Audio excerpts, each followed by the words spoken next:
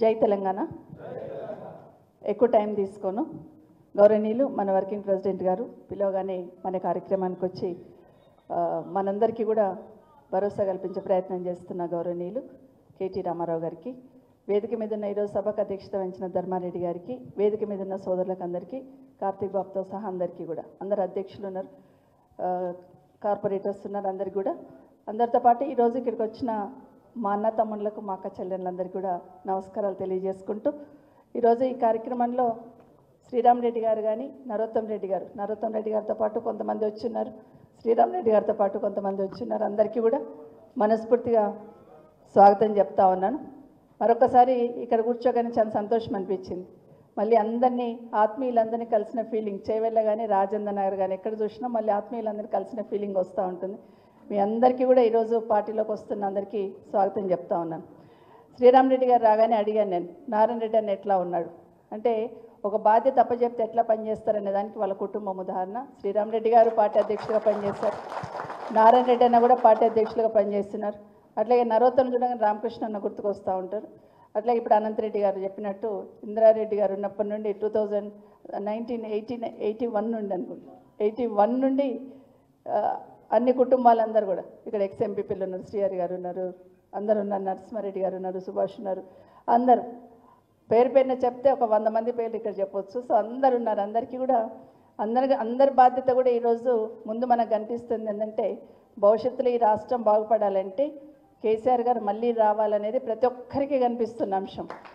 పైన కేసీఆర్ గారు రావాలని ఎట్లా కోరుకుంటున్నారో, కింద సామాన్యులు కూడా గులాబీ కండ ఎవరి మెడలు ఉందో వాళ్ళ దగ్గరికి వెళ్దాం, మాకు భరోసా వస్తుందనే నమ్మకం ఈరోజు కింద ప్రజలంతా కనిపిస్తూ ఉన్న సందర్భం మనం చూస్తూ ఉన్నాం. సో ఇవన్నీ నెమరు వేసుకున్న సందర్భంలో ఇప్పుడు ఒక్కసారి ఆ ఫోటో చూస్తే, రేవంత్ రెడ్డి గారు వచ్చినప్పుడు ఏం చెప్పారు, కేసీఆర్ నిశానా జరిపేస్తానని అన్నాడు. అన్న ఒక్క నిశానా జరపగలుగుతాడా? ఒక్క నిశానా,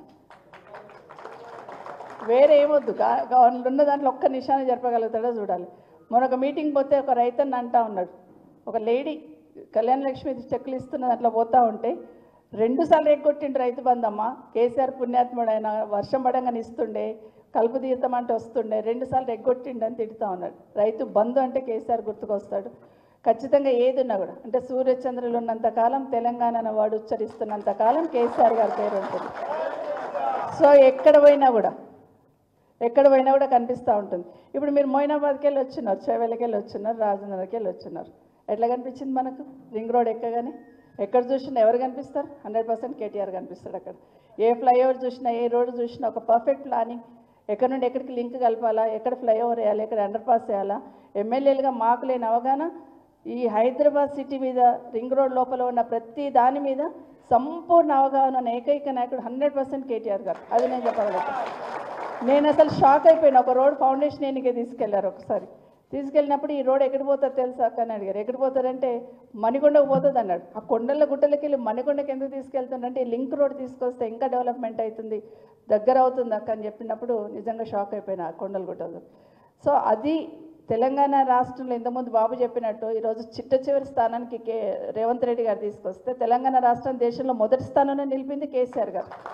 అది చాలా గర్వంగా చెప్పుకున్నాం మనం, మేమున్న మొదటి స్థానంలో అని చెప్పుకున్నాం. కానీ ఈరోజేమో 1.5 ఇయర్లోనే ఎంత అధోగతి పాలైందనేది మనం చూస్తూ ఉన్నాం. నిజంగానే కేసీఆర్ గారి నిశాన్ అంటే, ఒకసారి నవాపేట పోయినాను నేను. పోయినప్పుడు ఆ ఊర్లో లేడీస్ వ్యవసాయం చేసుకునే వాళ్ళు ఉంటారు కదా, వాళ్ళని అడిగాను నీళ్ళు వస్తున్నాయి అమ్మ అని. కేసీఆర్ నీళ్ళ బిడ్డ అన్నది. కేసీఆర్ నీళ్ళు అంటే నాకు అర్థం కాలేదు స్టార్టింగ్లో. కేసీఆర్ నీళ్ళు ఏంటి, మంచినీళ్ళు నల్లలలో వస్తున్నాయంటే గవే బిడ్డ కేసీఆర్ నీళ్ళ అన్నారు. అంటే అంత చెరగని ముద్ర కేసీఆర్ గారు వేసుకున్నారు. ఈరోజు గ్రామాలకు వెళ్తున్నప్పుడు మనం చెట్లు చూస్తున్నాం. నరోత్తమ్ ఇంతకుముందు చెప్పినట్టు సర్పంచ్లకు గర్వంగా పనిచేసినామని. ఆ చెట్లను ఏమంటారు? కేసీఆర్ చెట్లే అంటారు. కేసీఆర్ చెట్లు, కేసీఆర్ నీళ్లు.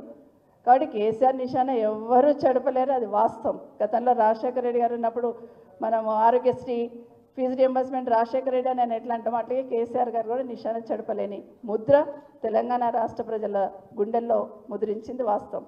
కాబట్టి సంవత్సరంన్నరలోనే అయ్యో కేసీఆర్ని ఓడగొట్టుకున్నాం, ఎట్లాగైనా కేసీఆర్ గారు వెనక్కి రావాలి అనేది ప్రతి ఒక్కరు ఆకాంక్షిస్తున్నారు. మన మోయినాబాద్కి వెళ్ళి వచ్చినారు మీరు. 111 జీవో దియగానే మీరు ఏం చేసినారు? సంబరాలు చేసుకున్నారు. బాబా ఇంకెక్కడికో వెళ్ళిపోతాం మేమని.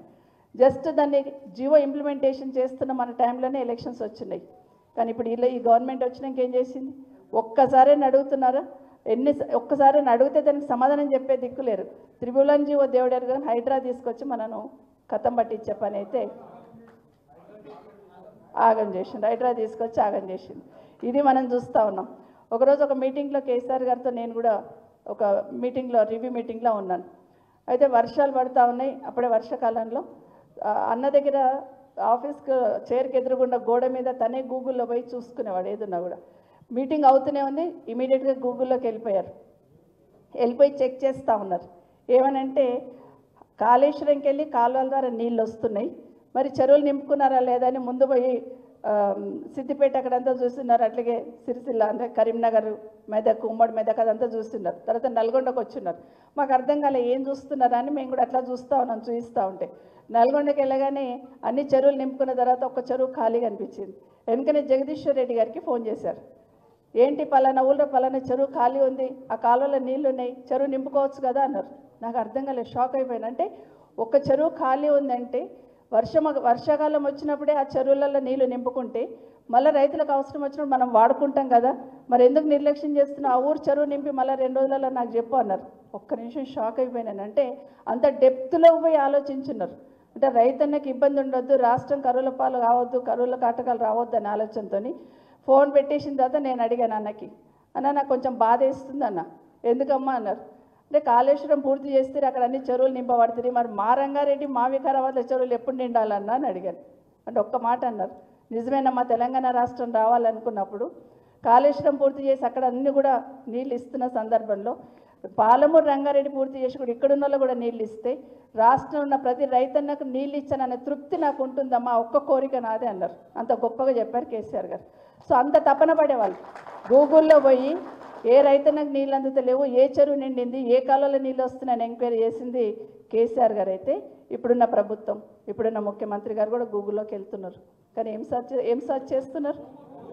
ఎగ్జాక్ట్గా రైట్.